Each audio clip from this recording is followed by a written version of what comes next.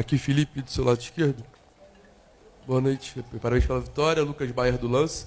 Queria saber de você o quanto essa goleada e classificação muda o ânimo do Flamengo nesse início de temporada, ainda início de temporada, né? O Flamengo teve uma grande atuação contra o Sampaio Corrêa e também o quanto essa atuação do Pedro pode ser fundamental para ele começar o ano, né? Vem passando por um momento delicado, assim como a parte física de outros atletas também, quanto esses 2 gols podem ser importantes para ele. Obrigado. As atuações a nível individual são importantes para o jogador recuperar a confiança, recuperar sensações com bola, mas no meu caso eu preciso recuperar comportamentos coletivos e esse jogo serve muito para recuperar essas e corrigir esses pequenos detalhes que vinham se fazendo nos últimos jogos e que se fizeram em certa parte do jogo hoje um pouco, mas menos, porque como não temos quase tempo para treinar, as correções, maior parte são em vídeo, então já vi outro tipo de posicionamento na qual facilita bastante o jogo da equipe e com isso os jogadores jogam melhor, correm menos, mas principalmente recuperam sensações. Eles não esqueceram de jogar, eles sabem jogar, o futebol está dentro deles. São jogadores que ganharam com a camiseta do Flamengo, não podemos esquecer que faz um mês que esses jogadores foram campeões e querem muito continuar vencendo. E eles são os que mais estão sofrendo por esse momento difícil que a gente passou. Ou estamos superando. Boa noite, Felipe. Aqui à sua direita, Rodrigo Cerqueira, do Grupo Globo. Na coletiva passada você tinha falado até que tinha sido um pouco injusto com o Everton Araújo por não ter dado tantos minutos, talvez, como ele merecesse nesse início de temporada. Hoje ele faz mais um jogo muito bom, coletivamente, individualmente. E eu queria te perguntar qual o espaço que o Everton Araújo tem nesse momento para os próximos jogos, como você pensa ele, num setor que é tão disputado ali, né? E se você me permite, se um jogo como esse também, contra um adversário que a gente sabe que é mais fraco, mas quanto serve para recuperar a confiança de jogadores que eram tão pressionados quanto o Royal e o Samuel Lina, que participaram de vários gols hoje e jogaram praticamente os 90 minutos em cima, o tempo que tiveram em campo em cima do adversário, participando de jogadas? Bom, o Everton, eu fico muito feliz por ele, porque eu sempre acreditei nele. E ele foi um cara muito cobrado e criticado, e para mim, na minha opinião, injustiçado durante muito tempo, e ele nunca deixou de trabalhar. Aliás, ao contrário, cada vez trabalha mais. E o futebol o devolve. Como ele dá tudo para o futebol devolve para ele. E um grande momento que ele está vivendo é muito em função disso. Até o ponto de que hoje todo torcedor que cobrava tanto, cada vez que ele era escalado, hoje cobra com que ele esteja escalado. E o mesmo serve para o Lino, para o Emerson Royal. Todos eles são capazes de dar a volta do mesmo jeito que o Everton deu, que o Wesley deu, que outros jogadores aqui, tantos, o Arão, talvez o que mais, deram essa volta por cima. É possível, depende do trabalho, de paciência e de que o treinador não desista deles.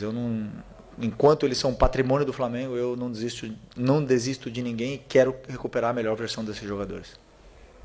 Felipe, boa noite. Lucas Pessincoan do Fla. É público que o Flamengo está atrás de um atacante central no mercado. E o scout analisou o nome do Marcos Leonardo e também do Richarlison. No seu estilo de jogo, para o seu time, você acha que o Richarlison se encaixa mais que o Marcos Leonardo? Essa é uma pergunta para o nosso diretor de futebol. Contratação, eu sou o treinador, o jogador que coloquem na minha mão, eu tenho que fazer render e fazer o time funcionar. É simples assim. As contratações, claro que todos opinamos e dou opinião, mas o clube decide porque, repetindo, o treinador tem... O jogador que vem com muitos anos de contrato, o treinador às vezes não fica, né, tanto tempo como os jogadores. Então, obviamente que o clube é responsável pela montagem do elenco e eu sou responsável por fazer esses jogadores performarem.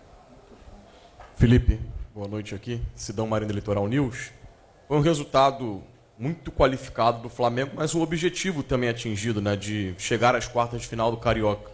Qual o impacto de um resultado tão elástico como esse, com a atuação boa de jogadores que vinham abaixo, para retomar a confiança da equipe?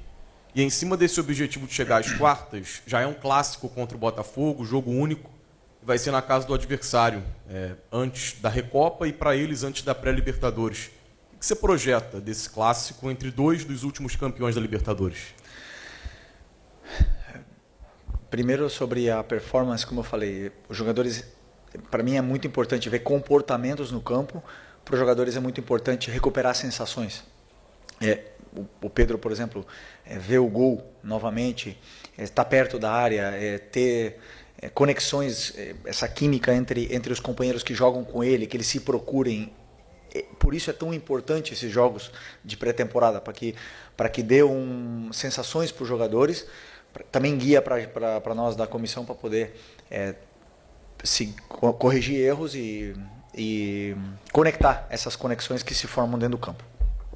Sobre o jogo do Botafogo ainda falta a vitória, mas sem nenhuma dúvida que estamos diante de um Botafogo totalmente já em crescimento, com o David Ancelotti ano passado, que acabou muito bem, e com o Anselmi agora, que todo mundo sabe do grande treinador que ele é, do trabalho que ele fez nos clubes que ele passou, e dá para ver como o Botafogo está jogando de uma forma muito bonita de se ver.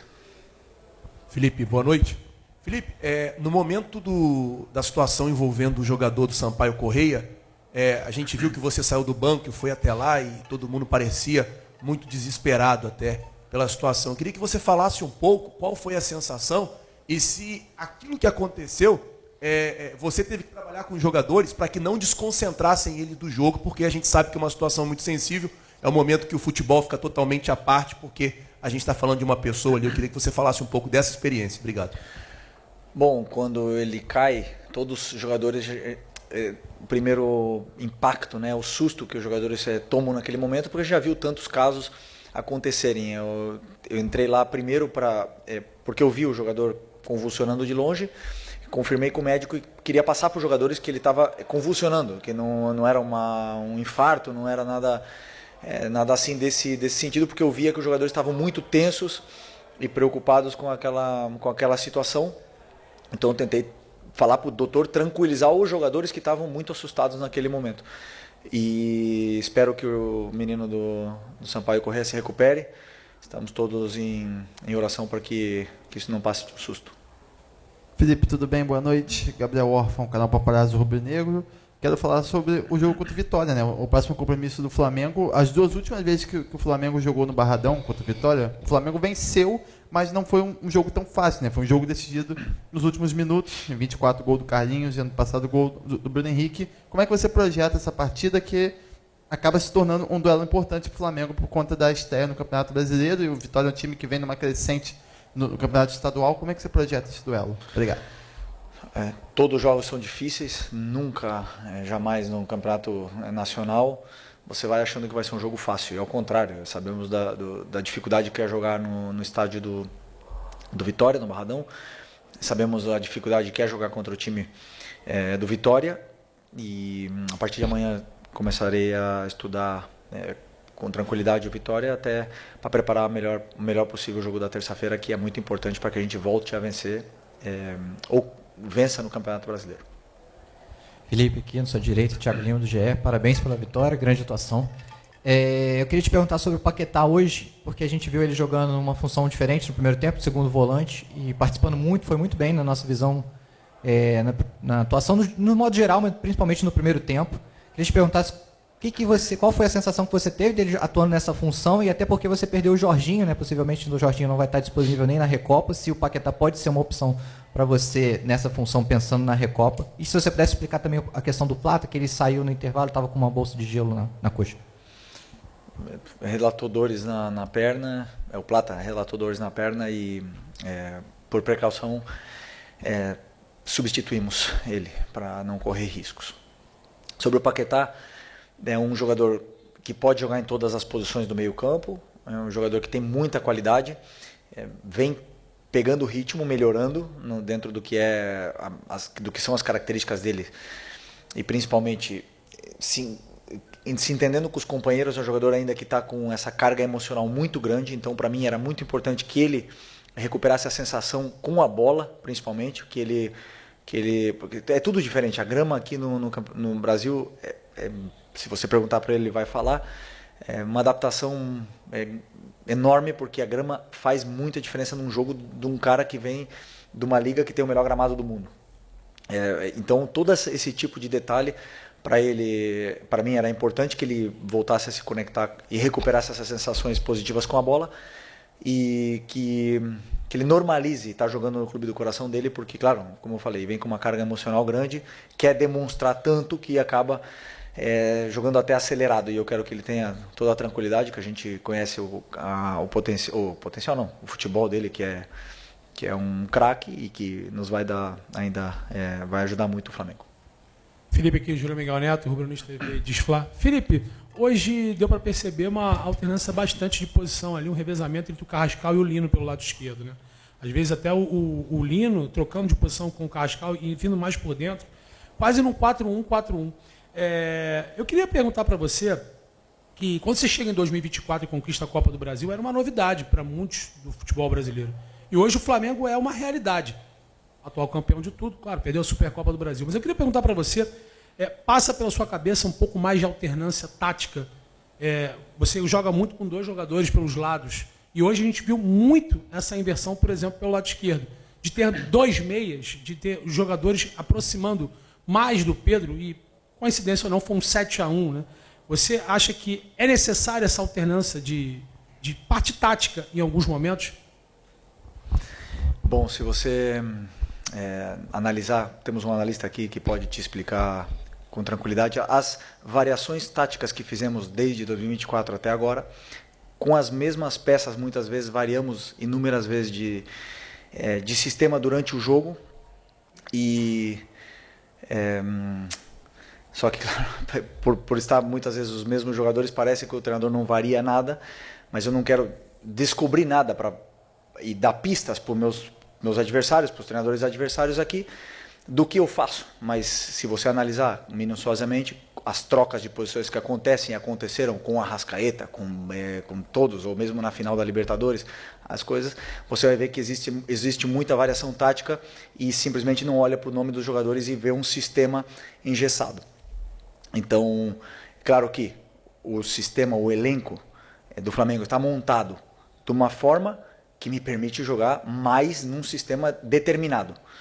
Por quê? Porque nós não temos especialistas, dribladores, pontas direita para jogar aberto. Nós temos 5 volantes, com a qual eu tenho que adaptar os jogadores para que eu possa explorar as melhores características deles.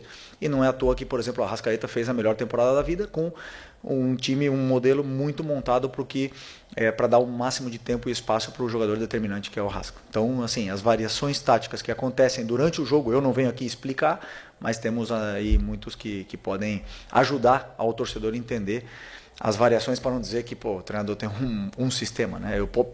Desculpa me alongar muito, mas poderia fazer 3 zagueiros, botar 3-4-3 e tudo mais, poderia fazer um monte de coisas, mas essa equipe com esse modelo e com esse sistema foi campeão de tudo. Corrigir, melhorar individualmente cada peça e coletivamente para que o time possa voltar a performar com essa estrutura. Felipe, Rodrigo Ramos, tá? Web Esporte. Queria perguntar sobre o duelo entre Cebolinha, um duelo sadio, né? Entre o Cebolinha e o Samuel Lino, hoje fizeram gols. Quão bom é para você recuperar esses jogadores, tendo em vista que você joga muito pelos flancos, né? E precisa muito desses jogadores. E se me permite uma outra pergunta, eu vi ali que naquele lance ali do Paquetá, um lance muito bem feito ali, ele chuta, a bola bate na trave. Eu percebi ali que você está torcendo tanto para sair aquele gol. Você falou aqui de carga emocional sobre ele. Então, queria que você explicasse esse duelo e também essa torcida pelo Paquetá. Sim, cada jogador tem um processo, né, dentro da adaptação, dentro de uma chegada num clube novo, com companheiros, com bola, com estádio, com gramado, com tudo novo. E muitas vezes um gol libera o jogador para jogar mais solto, para não ter essa carga, como eu falei, emocional grande de ter que demonstrar. É o contrário.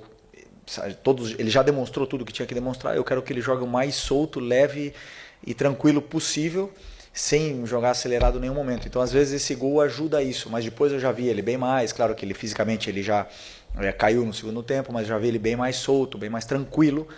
E, como eu falei, cada jogador tem um processo. Já esqueci o que você falou no começo. Bom.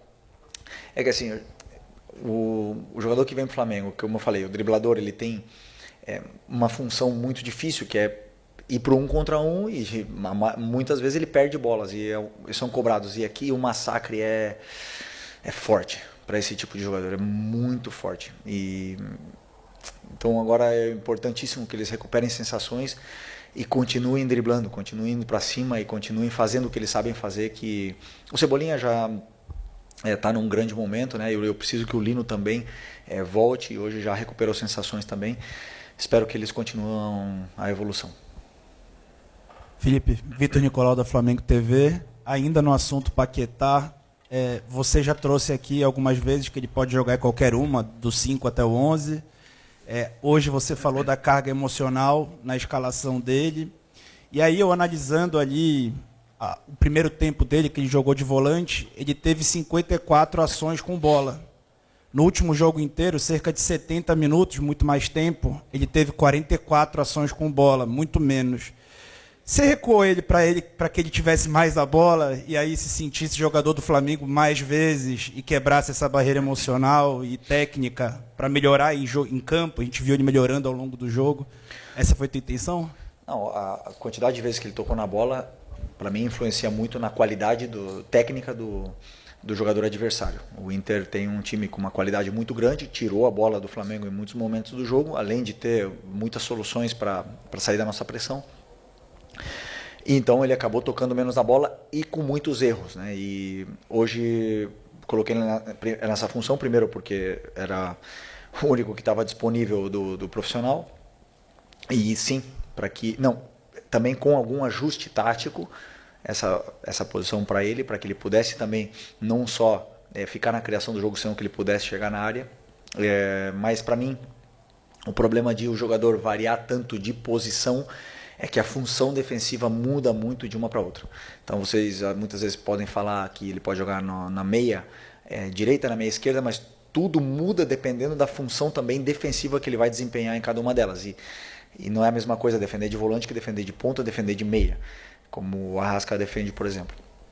Então, para mim, é o único problema que tem ele ficar mudando muito, porque depois são detalhes táticos que se perdem também.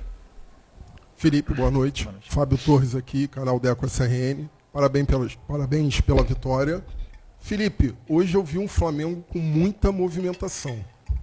Também no setor defensivo, uma linha de 3 na hora de sair, jogando, né? O Ayrton Lucas não subiu tanto assim, né? Estava muitas vezes lá atrás para sair jogando a bola. Quando ele subia para fazer uma triangulação ali pela esquerda, com o Carrascal ou com o Samuel Lino, o Everton voltava, o Everton Araújo um pouquinho, né, para poder fechar ali. E na frente a movimentação constante dos extremos, né? Estavam invertendo de posição toda hora. O Samuel Lino, inclusive, fez um gol de centroavante, né? Pisando dentro da área, tendo mais conclusão. Isso se deve à questão do adversário hoje? Foi um plano de jogo para hoje ou você pretende implementar isso em outras partidas também? Essa movimentação não tão posicional assim, o jogo não tão preso. Mas eu sempre peço para que eles façam isso. E eles fazem isso desde que eu estou aqui. Muitas vezes varia, o Arrasca abre, não quero descobrir nada aqui, mas essas movimentações eu peço para que eles façam as trocas com os riscos que existem, né? E isso, cada adversário tem formas de marcar diferente e que algumas facilitam, claro, vocês podem ver hoje porque a gente ficou muito mais com bola, os jogadores encontravam mais espaços para poder se movimentar, e tem adversários, por exemplo, como o Corinthians, que individualizou a marcação e o único espaço está nas costas da defesa e não te deixam jogar e não te deixam nem variar porque eles perseguem. Então isso depende muito do jogo e do adversário, mas os jogadores eles têm, não digo liberdade, mas têm permitido essa troca de posições. Felipe, Raíza Simplício aqui. Felipe, você falou agora há pouco sobre voltas por cima, né? E acho que a gente pode até colocar o Everton Cebolinha nessa também. Você também disse que ele vivia um grande momento, ele teve um início difícil no Flamengo, demorou para engrenar, acabou engrenando na reta final do ano passado e isso acaba coincidindo com o último ano de contrato dele, né? E, enfim, no meio do ano ele pode assinar pré-contrato, corre risco de sair até de graça. Durante as conversas pelo Caio Jorge, lá de Minas veio a informação de que o Flamengo chegou a oferecer o Everton Cebolinha mais um valor pelo Caio Jorge. Enfim, queria saber de você quais são os teus planos, né, para o Everton Cebolinha, se você gostaria que renovasse o contrato dele, como é que você enxerga ele hoje no teu time? Se ofereceram, não falaram para mim, eu não acredito que isso tenha sido verdade, porque é um jogador muito importante para nós. Com a saída do Michael, temos o Lino e o Cebolinha para jogar do lado esquerdo, junto com o Carrascal e o Bruno, que também podem fazer essa função. Mas o Cebolinha, se você for para o mercado substituir o Cebolinha, é muito difícil conseguir um jogador do nível dele. O dia que ele machuca, ele vinha numa fase espetacular, com o Tite, que estava aqui, era um dos jogadores mais importantes daquele time e determinantes daquele time. Então, simplesmente recuperar um jogador que é muito importante depois de uma lesão gravíssima. E eu fico feliz que ele conseguiu dar essa volta por cima. E sobre ficar, depende muito da performance, claro. Se o jogador ele continuar jogando assim, não tenha dúvida que ele vai ficar muitos anos. Então eu espero que ele continue. Felipe, Mauro Santana, do canal Mauro Santana. Hoje você utilizou o jovem Douglas Telles, que foi um jogador que sofreu um revés, né? Teve que ser cortado da Libertadores Sub-20. E ele já tinha sido utilizado por você na equipe de profissionais e fez um belíssimo gol. Quais são os seus planos para ele? Como é que você vê a evolução? Que é um jogador que você já conhece desde a época do Sub-17. E é um garoto que sempre, quando entra, apresenta muita personalidade. Por que ele foi cortado do Sub-20? Mesma situação do Alan. O que ele tem? Não pode jogar na altitude. Por quê? Ah, ok. Desculpa, não sabia. E aonde é a Libertadores Sub-20? Quito. Ah, não pode nem para Quito. Não sabia. O Douglas foi meu jogador do Sub-17. Jogava nessa mesma função que jogo hoje. E quando eu cheguei no Sub-17, ele jogava aberto, pisando pé na linha, né, como dizem, e tinha-se 1 contra 1 e com alguma dificuldade no Sub-17 em chegar na área, em fazer gol. E aí eu testei ele, como ele jogou aqui, ele virou, acho que vice-artilheiro do campeonato Carioca Sub-17 naquela época. Fez mais de 15 gols e foi um jogador muito importante, determinante, simplesmente mudando um pouco a posição dele. Ele demonstrou, por exemplo, já está preparado fisicamente, é um jogador que tem gol, que chega bem na área, gira bem entre linhas, sabe desempenhar muito bem essa função. Espero que ele possa nos ajudar, sabendo que a concorrência da posição dele é muito grande, né? Então temos aí Paquetá, Carrascal, Plata e Luiz Araújo que podem jogar nessa posição, mas já é o segundo gol que ele faz em 2 jogos comigo, né? Então, sem dúvida que... E treina bastante vezes para completar treino aí com a gente, então é um jogador que está sempre nos nossos planos. Obrigado, Felipe. Obrigado, boa noite, pessoal.